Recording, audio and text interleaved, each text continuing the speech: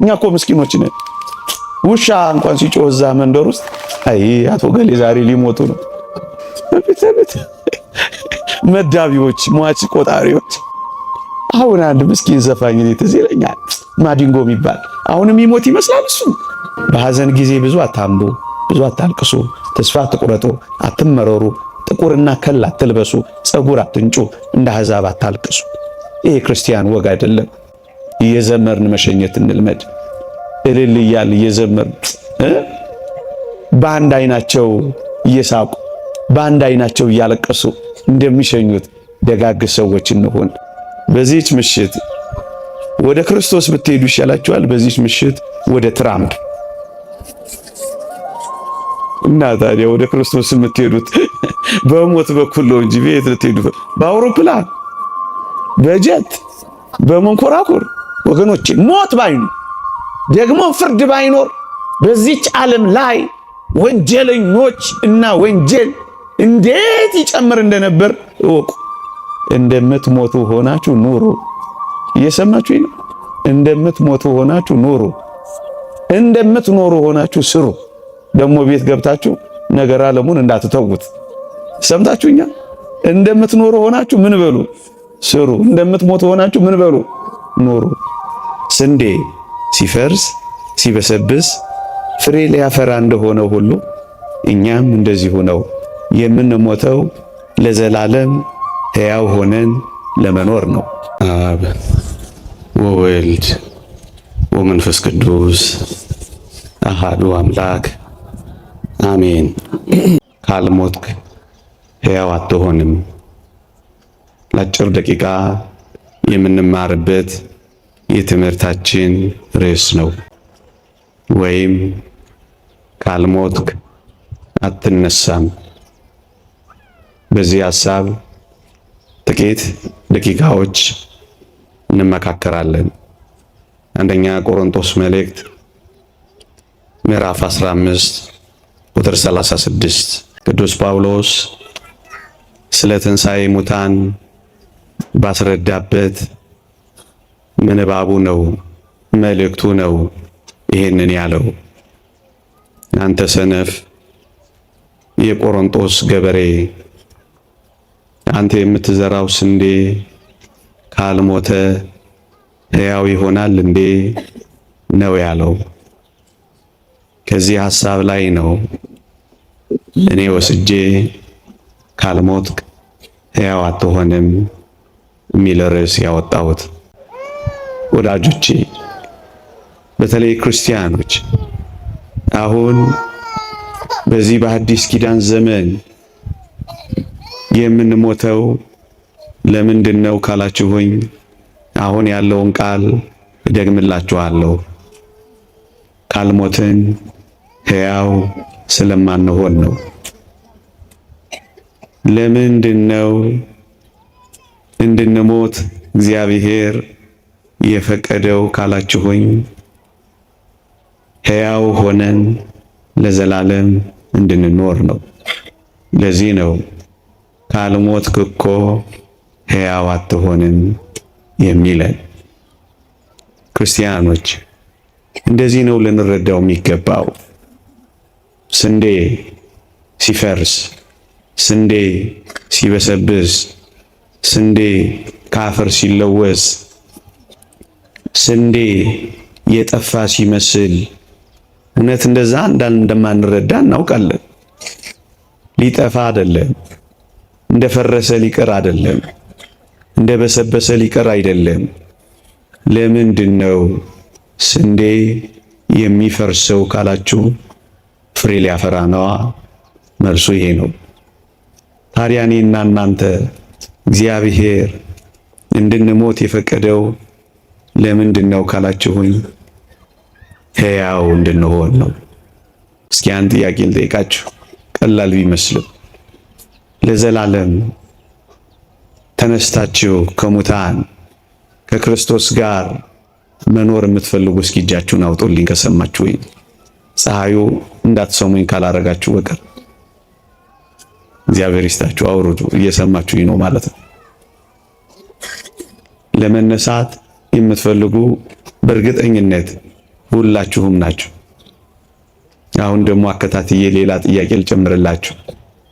እስኪ መሞት ደግሞ የምትፈልጉ እስኪ እጃችሁን አውጡልኝ። ምን ነው ጉምጉምታ በዛ? ቀስ እያላችሁ ነው የምታወጧት አይደል? ወዳጆቼ አውርዱ፣ ግድ የለም ሳሳ ብሏል። እርግጥ ርዕሴን ግን ነግሬያችሁ ነበር። ምን ነበር ያልኳችሁ? ካልሞት ሕያው አትሆን። አንዳንዶቻችሁ በጣም ብልጦች ናችሁ። ሕያው መሆን ትፈልጋላችሁ፣ መነሳት ትፈልጋላችሁ፣ ግን ምን አትፈልጉ እና በምን በኩል ልትነሱ ፈልጋችሁ ነበር? እንዲህ አይነት ብልጥነት አሁን እዚህ ያስፈልጋል። አሁን ሰው ሲሞት ሊኖር እንደሆነ ታስባላችሁ? እስኪ በጣም ወዳጆቻችሁን የቀበራችሁ፣ በጣም ውዶቻችሁን በሞት የሸኛችሁ ምን ብላችሁ ነው የምታስቡት? አሁን እንደምነግራችሁ ተረድታችሁ ታውቃላችሁ? ሊኖሩ ነው የሄዱት ነው የምትሉት ወይስ ምንድነው የምትሉት? በቃ አይደለም የምትሉት? ግን እነሱ ምን ሊያደርጉ ነው የሄዱት? ንገሩኝ። ሕያው ለመሆን ሊኖሩ፣ እስኪ ሊኖሩ በሉ። ሊኖሩ ነው የሞቱት።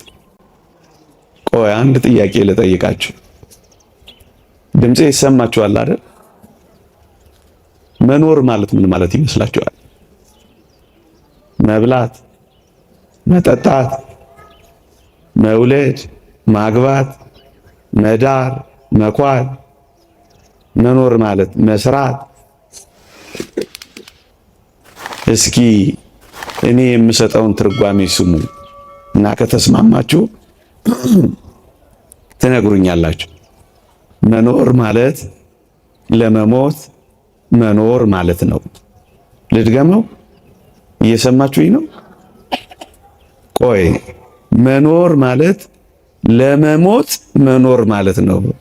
ይስማማችኋል? ባይስማማችሁ እሱ ነው እኮ ይሄ ነው።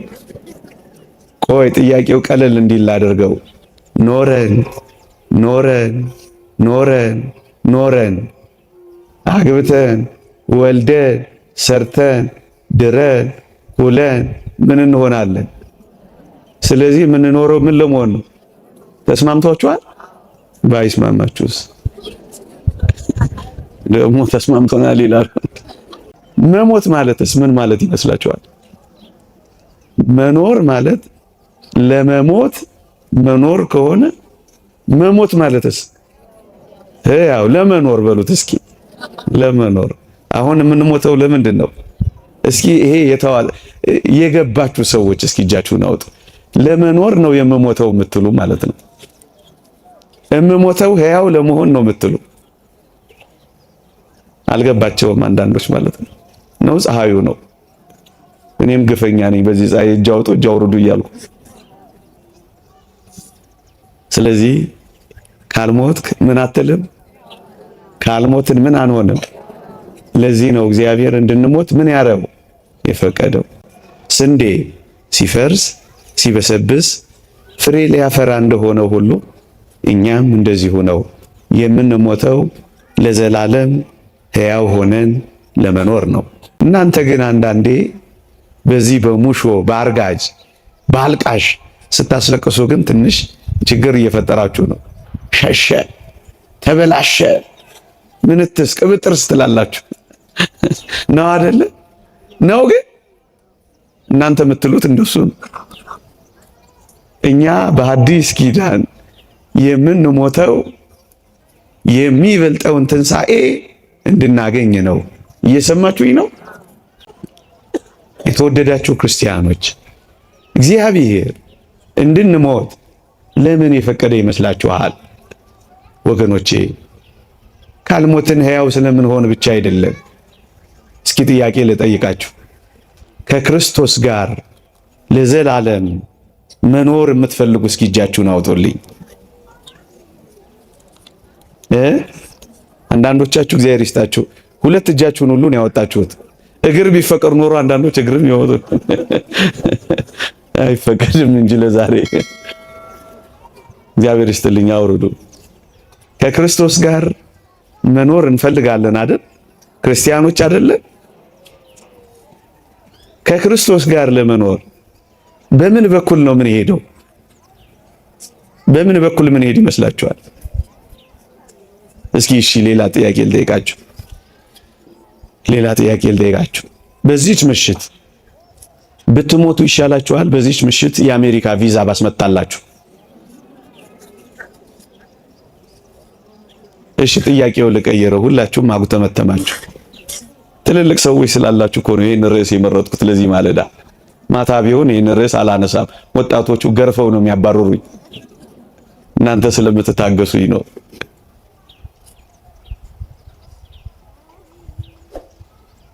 ብትሞቱ ይሻላችኋል ወይስ ቪዛ አልኳችሁ? ዝም አላችሁ። ጥያቄውን እስኪ ልቀይረው። በዚህች ምሽት ወደ ክርስቶስ ብትሄዱ ይሻላችኋል? በዚህች ምሽት ወደ ትራምፕ? እና ታዲያ ወደ ክርስቶስ የምትሄዱት በሞት በኩል ነው እንጂ ቤት ልትሄዱ በአውሮፕላን፣ በጀት፣ በመንኮራኩር? እስኪ አንድ ጥያቄ ልጠይቃችሁ። ዛሬ መቼም በጥያቄ አደረኳችሁ። አንዲት ሸክላ ሰሪ፣ አንዲት ገል የምትሰራ ባለሙያ ሸክላዋ ቢሰነጠቅ፣ ሸክላዋ ቢሸረፍባት ምን የምታደርግ ይመስላችኋል?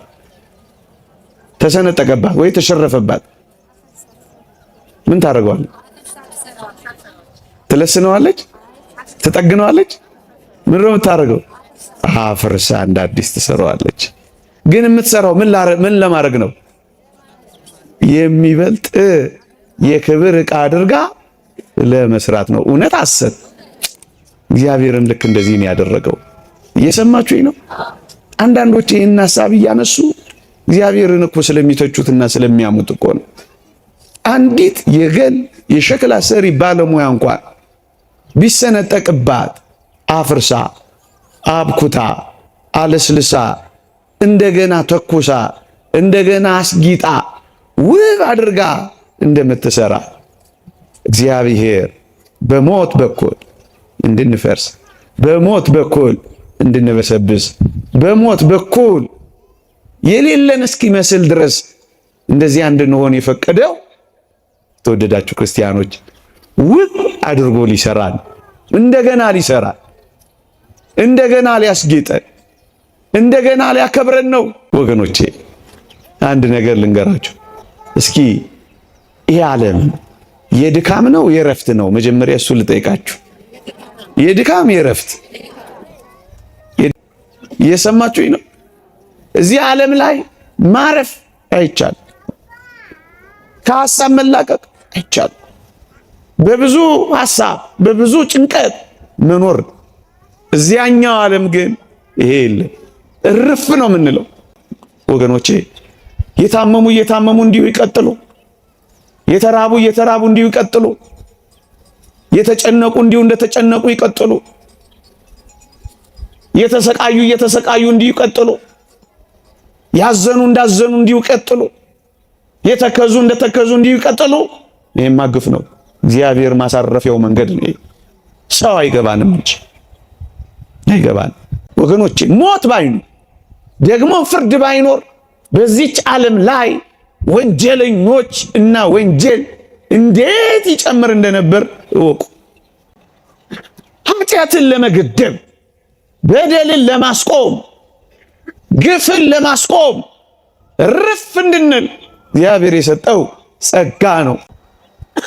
ስትቀብሩ፣ ስትሸኙ ይህንን እያሰብን ሊሆን አይገባም። ስንኖር ይህንን እያሰብን ሊሆን አይገባም። ለምን እንሞታለን? ልናርፍ ነዋ። ልናርፍ ነዋ። አልዓዛር የሚባል ሰው ታስታውሳላችሁ አይደል? በመጽሐፍ ቅዱስ ላይ ታስታውሳላችሁ አይደል? እስኪ ልጠይቃችሁ። አልዓዛር በጣም ድሃ ነበር። ድሃ መሆኑ ብቻ አይደለም፣ ቢለምን የሚሰጠው ያጣ ሰው ነበረ። ድህነት አንድ ነገር እኮ የሚለምን ያለው ሰው እንደውም ብዙም ድሃ መባል የሚያስፈልገው የሚሰጠው ያለው ሰው ማለት ነው። ሲቸግረው በሮ የሚቀበለው ሰው ያለው ሰው እሱ እንደው ማለፊያ ቀን ማትረፊያ ይኖረዋል። ይሄ ሰው ምንም ነገር አልነበረው። ምንም ድህነት ብቻ አይደለም፣ የሚያበድር የሚሰጥ ማጣት ብቻ አይደለም። በጣም ይደንቃችኋል። ደግሞ በሽተኛ ወጥቶ ወርዶ ማይሰራ ማይላወስ። ይሄ ብቻ አይደለም፣ ተንከባካቢ ደግሞ የለውም። በሞቴ ስሙኝ፣ አስታማሚ የለውም፣ አባ ከናሚል የለውም። አያሳዝንም? ይሄ ሰው በድህነት ላይ ደዌ፣ በደዌ ላይ የሚሰጠው ሰው ማጣት። ይሄ ብቻ አይደለም፣ ተንከባካቢ አልባነት ምን ያክል የተተወ ሰው እንደሆነ አስቡት። ይሄ ብቻ አይደለም፣ ቁስሉን የሚያባረርበት ተባዮች ሲያርፉ ገለል የሚያደርግበት አቅም እንኳን ያጣ ሰው ነበር። ይሄ ብቻ አይደለም፣ ውሾች እየመጡ ቁስሉን ይልሱለት ነበር ይላል። ውሾችን ማባረር አይደለም ሲልሱለት ደስ የሚሰኝ ሰው ሆኖ ነበር። ጥያቄ ልጠይቃችሁ ነው። አልዓዛርም ሞተ፣ መላእክትም ወደ አብርሃም እቅፍ ወሰዱት ይላል። ባለጸጋው ሞተ፣ ተቀበረ ይላል። ባለጸጋው በጣም እየተመቸው ዕለት ዕለት በድሎት ነው የኖረው። ሲያበቃ ታሪካቸው ምን ይላል መሰላችሁ? አልዓዛርም ሞተ፣ መላእክትም ወደ አብርሃም እቅፍ ወሰዱት ይልና ባለጸጋው ሞተ፣ ተቀበረ ይላል። አሁን ጥያቄ ልጠይቃችሁ ነው። እናንተ እንደ አልዓዛር መሆን ይሻላችኋል? እንደ ባለጸጋው? ምን አላችሁ? እያሰባችሁ ነገሩኝ። ምን አላችሁ? አልዓዛር እኮ ድሃ ነበረ። ድሃ መሆን ይሻላችኋል? ድምጻችሁ ሳሳሳ እንደ አልዓዛር ወይስ እንደ ባለጸጋው ነው? ጎበዞች ናችሁ። ለምን?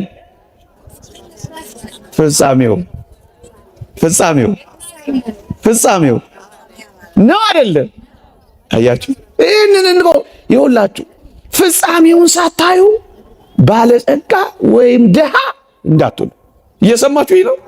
ያኛው ሞተ ተቀበረ ይላል፣ ያኛውስ ወደ አብርሃም እቅፍ ገባ ይላል። እየሰማችሁ ነው እንዴ? ድሃ እንደ አልዓዛር ወይስ እንደ ባለጸጋው? በሽተኛ እኮ ነበረ። ይሁና ነው ነገራችሁ? እየተስማማችሁ ነው? በአብርሃም እቅፍ እርፍ ብሏል። እርፍ። እንደውም አልዓዛር የሚገርባችሁ እዛ በእረፍት ቦታ ከሄደ በኋላ በጣም ቪአይፒ ሆነ። ቪአይፒ ነው የሚባለው? ቪአይፒ ነው። ቪአይፒ በጣም ቬሪ ኢምፖርታንት ፐርሰን፣ ቪአይፒ ተፈላጊ ሰው ሆነ። ባለጸጋው አሻቅቦ ሲያየው አልዓዛርን በአብርሃም እቅፍ ውስጥ አየና፣ እባክህ አብርሃም አባቴ ሆይ አልዓዛርን ስደድልኝ። ተፈለገ አልተፈለገም? ወገኖቼ በዚህ ዓለም በብዙ ስቃይ ልንኖር እንችላለን። በዘላለም እረፍት ግን ካረፈን ይበቃናል አይበቃንም? እውነቱ እሱ ነው እሱ አይደለም? ፍጻሜውን ሳታዩ ማንንም መከረኛ፣ እድለኛ፣ ባለጸጋ፣ ድሃ እንዳትሉ አደራችሁ። እየሰማችሁኝ ነው? እንደ አልዓዛር ኖሮ እንደ አልዓዛር ማረፍ ይሻላል። በምቾት በድሎት በቅምጥልነት ኖሮ ለዘላለም ከመሰቃየት። እውነት አሰት። ለዛ ነው እግዚአብሔር እንደዚህ የሚያዘን።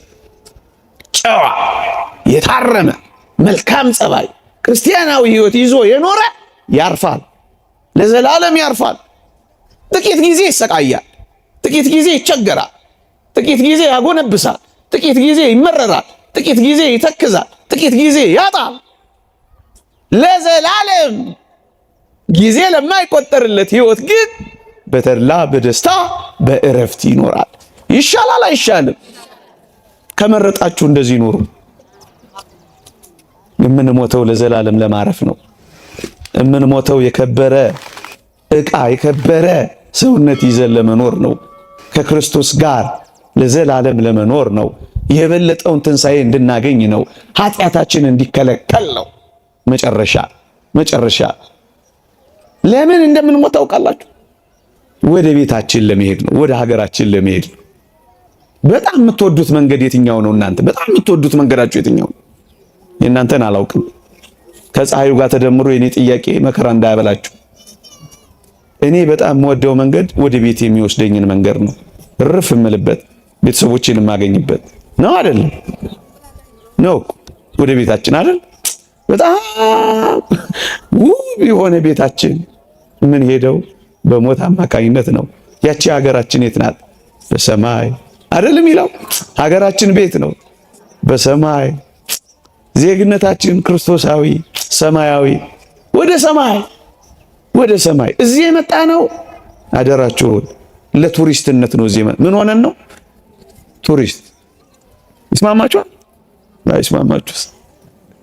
ወደ አንድ ገዳም የገባ አንድ ቱሪስት ገዳሙን ሊጎበኝ ሄዶ አንድ መነኩሴ ቤት ሲገባላችሁ አንዲት ሰሌን መተኛ፣ አንዲት ሳህን መብያ፣ አንዲት ኩባያ መጠጫ ብቻ አገኘ።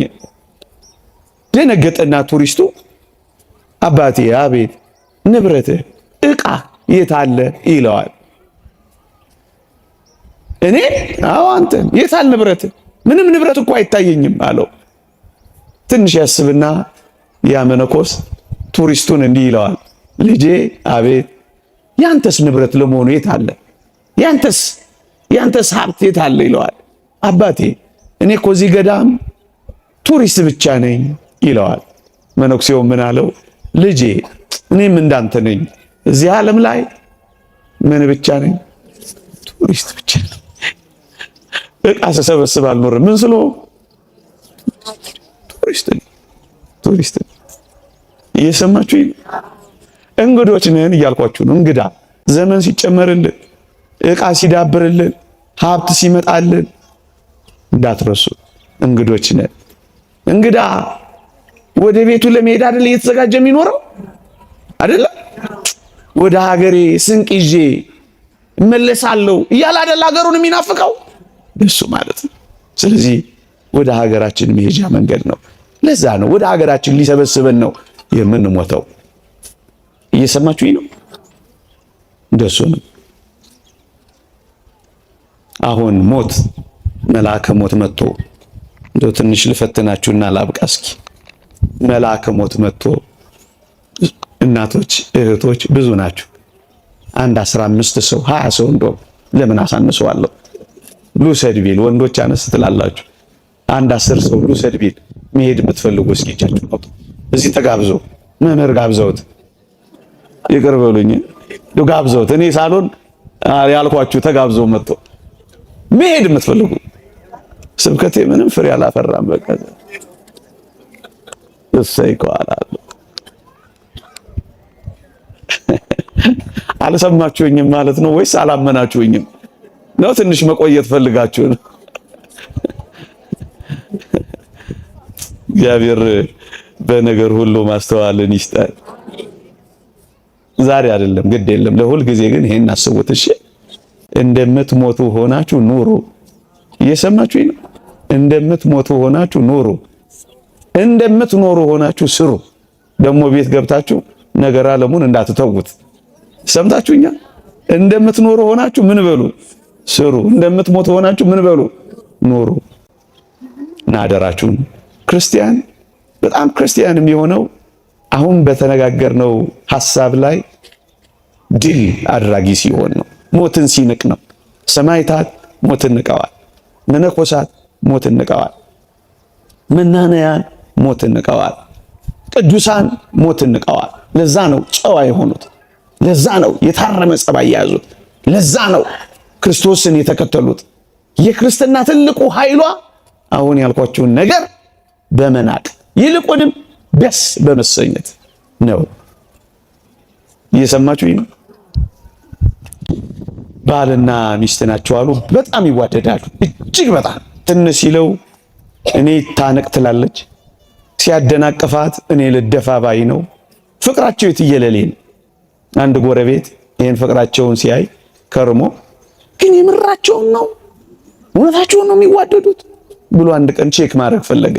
አያድርስባችሁ እንዲህ አይነት ጎረቤት። ጥቁር በጥቁር ለብሶ የተመዘዘ ሰይፍ ይዞ አንድ ቀን በራቸውን በኃይል አንኳኳው። በኃይል ሲንኳኳ እዚህ አዲስ አበባ ነው ታሪኩ የተፈጸመው። በር በኃይል ከተንኳኳ ወይ ቀበሌ ነው ወይ ደንቦች ናቸው መቼም እኛ ሀገር ሴትዮዋ በራ ወጣ ክፍት ስታደርግ ጥቁር በጥቁር የለበሰ የተመዘዘ ሰይፍ የያዘ ሰው ቆሟል። ደነገጠች። ማን አለችው? እኔ ሞት ነኝ። እና ምን ልታረግ እዚህ መጣህ አለችው። አይሞቱማ፣ እንዴት ይሞታሉ? የሚሞተው የታመመ ሰው አይደለ? በእኛ ቤት አልጋ ያዘ ሰው። እኛ እኮ ምስኪኖች ነን። ውሻ እንኳን ሲጮህ እዛ መንደር ውስጥ አይ አቶ ገሌ ዛሬ ሊሞቱ ነው። መዳቢዎች፣ ሟች ቆጣሪዎች። አሁን አንድ ምስኪን ዘፋኝ ትዝ ይለኛል፣ ማዲንጎ የሚባል አሁን የሚሞት ይመስላል። እሱ ደግሞ እናንተ እንደዚህ እንዳታረጉና እንዳትጽፉ ነግሬያለሁ። እሷም የተረዳችው እንደዚህ ነው። የሚሞቱት አንድ የታመሙ ሰው ነበሩ አቶ ገሌ የሚባሉ። ተሳስተ የሆነ አድራሻ በዚህ ቀጥታ ሄደህ ጥፍ ብለህ አይደለም በዚህ ቤት ነው የመጣሁት አለው። ሞት ምንም ያድራሻ ለውጥ ስህተት የለም እዚህ ቤት ነው ይላል። እና ምን ፈለግ ልወስድ። ሴቲቱ ወደ ኋላ ዞር ብላ አይታ ባሏ እንደሌለ ምን ያደርጋል? እኛ ጋር ከሆነ አድራሻ የመጣው ባሌ ውስጥ አለልህ። እኔ ወጥ ውጬ አብኩቼ አስፍቼ ጋግሬ ልጆች ማኖረው እኔ ነኝ። ባሌ ውስጥ አለ ውሰደው አለች። ፍቅራቸውን ሊለካ መጣል አልኳቸው። እንደሱ ነው ነገሩ። ባል ስትቆይበት ለካ መጥቶ ሰምቷቸው ኖሯል። እኔ አላመጣሁትን ታሰፊዋለሽ፣ እኔ አላመጣሁትን ተወጨውጪዋለሽ፣ እኔ አላመጣሁትን ትሰሪዋለሽ። ጸብ። ከዛ ሴትዮይቱ ፈሊጠኛ ነበረች አሉ። የድሮ ሴት ሳትሆን አትቀርም። እናንተን ማለት አይደለም፣ በሰላም መውጣት ትፈልጋለሁ ከዚህ ግን ምን አለች አሉ መሰላችሁ? ለመሆኑ ሞት ወይ አቤት ከዚህ ቤት ስንት ነፍስ ነው የምትፈልገው ትለዋለች። እኔ ከዚህ ቤት የምፈልገው አንድ ነፍስ ነው። አውቆ በደንብ ሲያስጨንቃቸው ምን ያደርጋል፣ ያሳዝናል። እኔ ጸንሻለሁ፣ 2 ነፍስ ነኝ፣ ባሌን ውሰደው ብላ ለማምለጥ ሞከረች አሉ። እንደዚህ ማምለጥ ይቻላል? አሁን እናንተ ሞት ቢመጣ እየሳቃችሁ ወይስ እያዘናችሁ ትሄዳላችሁ? ለመኖር ከሆነ ከክርስቶስ ጋር ለመኖር ከሆነ እርፍ ለማለት ከሆነ የሚበልጠውን ክብር ለማግኘት ከሆነ ወደ ዘላለም ቤታችን ለመመለስ ከሆነ ልሂድ ማለት የክርስቲያን ወግ ነው። ካልሞት ሕያው አትሆንም። ይቆየን። በሐዘን ጊዜ ብዙ አታምቡ፣ ብዙ አታልቅሱ፣ ተስፋ አትቁረጡ፣ አትመረሩ፣ ጥቁርና ከል አትልበሱ፣ ጸጉር አትንጩ፣ እንደ አሕዛብ አታልቅሱ። ይሄ ክርስቲያን ወግ አይደለም። በትንሣኤው ኃይል ለሚያምን ክርስቲያን በቅጡ የሚኖር ሕይወት የሚገለጠው እንዲህ ባሉ ብርቱ የሐዘን ጊዜያት ነው። እየዘመርን መሸኘት እንልመድ። እልል እያል እየዘመርን በአንድ አይናቸው እየሳቁ በአንድ አይናቸው እያለቀሱ እንደሚሸኙት ደጋግ ሰዎች እንሆን። ስለ ፍቅራችን እናለቅሳለን፣ ከክርስቶስ ጋር ስላለን ፍቅር ደግሞ እንደሰታለን።